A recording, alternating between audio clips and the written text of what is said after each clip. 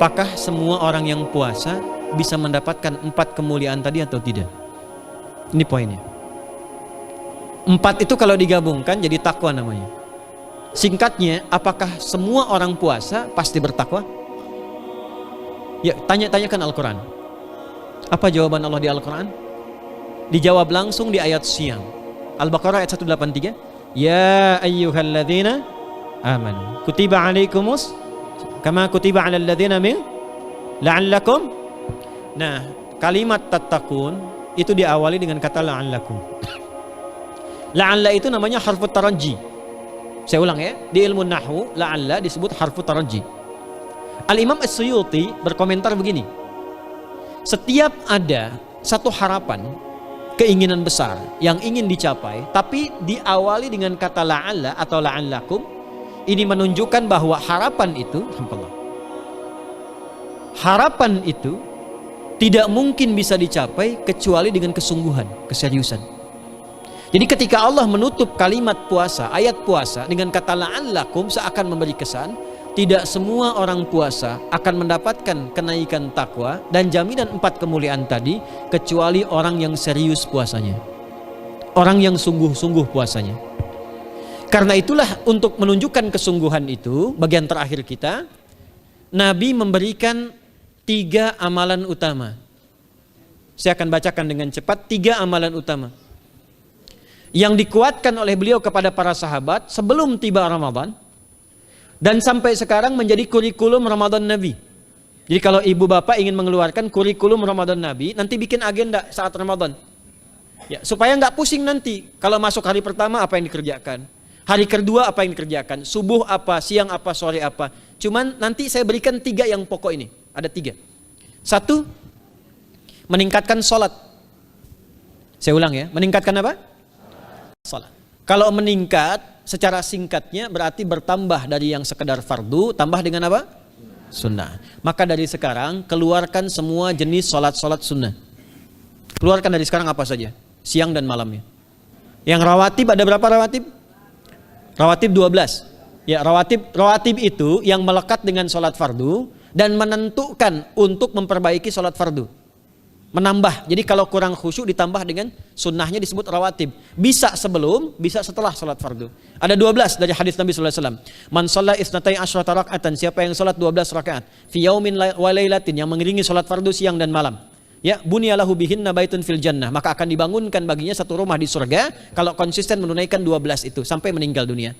Sahabat yang mendengar itu mengatakan kompak semuanya, sejak mendengar hadis itu kami usahakan istiqomah sampai meninggal tidak meninggalkannya. 12 itu 2 sebelum subuh, cepat. 4 sebelum zuhur, 2 setelah zuhur, 2 setelah maghrib, 2 setelah isya. 2 rakaat sebelum subuh, 4 rakaat sebelum zuhur. Kalau nggak bisa 4 rakaat, karena terbatas waktunya, boleh 2 rakaat, khusus untuk sebelum zuhur. Kalau nggak bisa 4, boleh berapa? 2. Dalilnya hadis Ibnu Umar radhiyallahu taala anhuma. Kata beliau, hafidtu asyra rakaatin, saya hafal 10 rakaat dari Nabi sallallahu alaihi wasallam salat sunnah. Maka menyebutkan sebelum zuhur 2 rakaat. Baik, jadi 12 ya. 2 sebelum subuh, 4 sebelum zuhur, 2 setelah zuhur, 2 setelah maghrib, 2 setelah isya. Ini yang disebut dengan rawatib. Jamak dari kata ratib. Di luar ini mutlak. Mutlak ini ada yang berdampingan dengan salat fardu, ada yang terpisah. Contoh yang berdampingan, 4 rakaat sebelum asar. 4 rakaat ini bukan disebut rawatib, tapi salat mutlak. Cuma waktunya berdampingan dengan salat fardu. Jadi dia nggak memengaruhi sholat fardu, cuma punya keutamaan sendiri. Apa keutamaannya? Hadis Ibnu Umar radhiyallahu taala anhuma, ketika beliau menyampaikan qala Nabi sallallahu alaihi wasallam rahimallahu ra'an shalla qabla al-asri arba'an. Allah akan menambahkan rahmat pada orang yang terbiasa sholat 4 rakaat sunnah sebelum sholat asar. Jelas ya? Baik. Kemudian apalagi setelah itu? Sholat di antara 2 adzan dan 2 adzan ini, adzan dan iqamah. Ya, di antara adzan dan iqamah. Tahiyatul masjid. Apalagi misalnya salat duha. Duha dibagi 3. Awal duha itu kurang lebih 1,5 jam setelah salat subuh. Subuh sekarang misal 4:30, maka jam 6 muncul awal duha. Namanya syuruk. Saya ulang, salat apa namanya? Syuruk itu salat awal duha. Jumlah rakaatnya 2 rakaat. Man shalal ghadata fil jama'ati thumma yaqudu yadhkurullah subhanahu wa ta'ala fa yusalli rak'ataini fakana alaihi ka ajri umratin wa hajjin, ya ka ajri ummatin wa hajjin tamatan. Siapa yang salat subuh 2 rakaat dengan berjamaah, ya, dan umumnya kalau berjamaah bisa ke masjid di masjid. Kalau tak mampu ke masjid, tunaikan di rumahnya. Setelah itu tidak beranjak dulu, dia duduk untuk berzikir kepada Allah. Zikir itu bisa baca Quran. Quran surah 15 ayat 9 itu Quran disebut dengan zikir. Quran surah 54 ayat 17, 22, 32, 40 itu Quran disebut dengan zikir. Bisa baca Quran, bisa berdoa. Doa disebut dengan zikir. Quran surah ke-7 ayat 205. Ya. Bisa dengan apa lagi? Bertafakur, ya, mengaji, ta'lim, itu disebut dengan zikir. Ali Imran ayat 190 191. Alladzina yadhkuruna Allaha qiyaman wa qu'udan wa 'ala junubihim wa yatafakkaruna fi khalqis samawati wal ard, ya, disebut dengan zikir. Bisa bertasbih. Zikir pagi petang, kalimat-kalimat thayyibah, ada itu di Quran surah ke-4 ayat 103. Jadi habis salat subuh zikir dulu. Doa dulu, zikir dulu, belajar dulu, tafsir dulu. Setelah itu muncul syuruk. Perjalanannya disebut isyraq, melewati masyrik, 1 tombak bayangan, dia salat 2 rakaat, itu pahala salatnya senilai haji dan umrah. Sempurna. Bukan sudah haji, bukan. Mau kemana? Ibu mau haji dulu? Tidak. Ya, hajinya nanti bulan Dzulhijjah. Tapi senilai haji dan umrah itu 2 rakaat. Awal duha disebut apa? Syuruk. Pertengahan duha sekitar jam 9 jam 10. Jumlahnya 2 sampai 4 rakaat. Ya, 2 sampai 4 rakaat. Apa fungsinya? 1, mengganti seluruh zikir yang ada dalam tubuh kita. Mata berzikir, telinga berzikir, lisan berzikir, bisa diganti dengan 2 rakaat duha. Itu waktunya pertengahan duha. Kurang lebih dari jam 8, 9, 10 lah, kurang lebih 3 jam itu, ya. Yang kedua, bisa menghambat atau menghentikan, menahan satu musibah umum. Misal ada kebanjiran nih atau macet nih. Orang-orang kena macet. Bapak yang biasa sholat duha pertengahan itu tiba-tiba ditolong oleh Allah, dibebaskan. Tiba-tiba ada orang datang, Pak lewat sini di sana macet. Atau dibimbing ada kontraflow. Itu manfaatnya duha tuh. Yang pertengahan. Yang terakhir adalah akhir duha. Sekitar jam 10 sampai jam 11 menjelang ke zuhur. Ya, akhir duha itu jumlahnya dari 2 bisa 4 sampai 8 rakaat. Di antara manfaatnya bisa mempermudah datangnya rizki dengan izin Allah Subhanahu wa taala ketika ikhtiar. Itu duha. Nanti ke malamnya silahkan tahajud, tingkatkan tarawihnya sampai ditutup dengan witir. Itu salat. 2 yang terakhir saya cepat, 2 yang terakhir adalah banyak berinteraksi dengan Al-Qur'an. Ada 3 caranya. 1, banyak membaca. Itu namanya qiraah. Silahkan Bapak Ibu siapkan dari sekarang, targetnya khatam misalnya 1 kali berapa juz? 30 juz. Kalau mau gampang bagi 30, berarti 1 hari berapa? 1 juz. Paling gampang lagi, supaya nggak capek ngajinya, supaya nggak capek, bagi 1 juz 5 waktu sholat. Contoh, juz pertama itu Al-Baqarah plus Al-Fatihah. Al-Fatihah saya nggak hitung lah karena sudah hafal ya. Al-Baqarah itu 141 ayat, juz pertama. Bagi 5, 28. Jadi setiap ketemu waktu sholat, bagi 2 lagi, 28 bagi 2 berapa? 14. Sebelum sholat baca 14 ayat, setelah sholat baca 14 ayat. Itu 14 ayat tuh paling-paling nggak nyampe 5 menit Bu Pak. Kalau investasi 10 menit setiap waktu sholat, bagi 2 kita baca 14 ayat, itu insya Allah selesai Ramadan khatam Quran.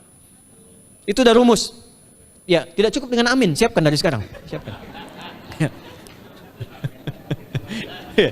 Ya. Kemudian mengkaji, kajian, tilawah. Itu tilawah itu di hadis Muslim pahalanya banyak. Ya, majtama'a qaumun fi baitin min buyutillahi. Ya, kita ngajinya Quran hadis ya, biar apa lebih kuat dalilnya. Majtama'a qaumun fi baitin min buyutillahi yatluna kitaballahi wa yatadarasuna fima bainahum. Ya, siapa yang bisa tilawah Quran, ngaji, tafsir, keluarkan misalnya untuk Ramadan 10 hari saya pengen tahu Al-Fatihah. Itu ketika dilakukan punya 4 keutamaan. 1, ghasyiyatuhum rahmah. Selama ngaji rahmat Allah dibentangkan. Kalau pengen doa cepat dikabulkan, kalau istighfar diampuni. Yang kedua, awas ini nazalat alaihimus sakinah, diberikan ketenangan dalam jiwa. Bapak Ibu pengen di rumah tangga nyari sakinah, isi dengan Quran di rumah. Amalan terakhir infak. Ya, hadisnya dari Ibnu Abbas, Ibnu Abbas radhiyallahu taala anhuma, qala, ya, beliau mengatakan kana Nabi sallallahu alaihi wasallam ajwadan nas wa ajwadu ma yakunu fi Ramadan. Adalah Nabi sallallahu alaihi wasallam itu orang yang sangat luar biasa dermawan dan lembut. Dan bertambah dermawan lagi ketika tiba Ramadan. Apa yang dilakukan Nabi? Mensupport sahabat, siapapun yang punya anggaran untuk infak, disiapkan sebelum Ramadan. Jangan berpikir banyak Bu. Yang penting ada anggaran, 30.000 nggak ada masalah. Setiap hari 1.000, tidak harus uang, makanan. Pernah dengar hadis ini nggak? Siapa yang memfasilitasi bukaan orang puasa walaupun dengan sebiji kurma dan sehirup air, maka dia mendapatkan pahala seperti orang puasa itu tanpa dikurangi sedikit pun. Ada? Hadisnya sahih di At-Tirmidzi. Tapi bukan berarti nyari kurma ke Tanah Abang setiap hari satu. Terus minumnya satu sedotan aja ganti-ganti. Ya, maksudnya apa? Yang paling minimal kita bisa keluarkan. Itu pahalanya 700 kali lipat dikali 10. Paling standar. 700 kali itu standar biasa di hari ini. Dalilnya Al-Baqarah ayat 261 yang dibacakan Adinda tadi kita itu. Ramadan kali 10 lagi. Maka dari itu disiapkan dari sekarang untuk infak. Kalau kami di desa itu, ibu saya selalu kalau Ramadan itu RT-nya setiap rumah. Ini untuk bukaan hari ini rumah A, rumah B, rumah C. Bukaan besok rumah A, rumah B, rumah C. Boleh tuh di PWM Pak dipraktikkan. Ya, misalnya anggota perserikatan siapa dikasih kesempatan. Mungkin nanti yang lain kurmanya, yang ini misalnya jeruknya, yang ini ininya. Setiap ada bukaan ya kirim ke yatimnya, ya kemudian ke pondok-pondok asuhan Muhammadiyah yang tadi disebutkan sekian ribu itu, cari pahala. Ya, saya kira itu yang bisa saya sampaikan sampai dengan batas waktu yang diberikan. Semoga bermanfaat dan semoga Allah Subhanahu wa taala memberikan kemuliaan kepada kita semua, kesehatan, dan saya yang terakhir saya ingin sampaikan doa penting. Tolong hafalkan doa ini. Dan ini doa yang diajarkan Nabi menjelang Ramadan. Supaya mendapatkan kesehatan, kekuatan, keselamatan untuk beribadah saat Ramadan. Hadisnya di At-Tirmidzi nomor hadis 3254. Qala, langsung saja qala Nabi sallallahu alaihi wasallam. Allahumma ahillahu alaina bil yumni wal iman wassalamati wal islam rabbi wa rabbukallah. Nah, itu tolong nanti dihafalkan, tadi sudah direkam, dibimbing. Nanti ketika ditetapkan masuk awal Ramadan, bacakan itu. Ya Allah, anugerahkan awal Ramadan kepada kami dengan ketenangan, kedamaian, kekuatan iman, keselamatan, sehat, nggak sakit sampai selesai puasanya. Diberikan kekuatan untuk ibadah dalam keislaman dan diikhlaskan hanya karena Allah Subhanahu wa taala. Subhanakallahumma wa bihamdika nasyhadu an la ilaha illa anta nastaghfiruka wa natubu ilaik wa akhiru da'wana anil hamdulillahi rabbil alamin wal 'afu minkum fastabiqul khairat. Assalamualaikum warahmatullahi wabarakatuh.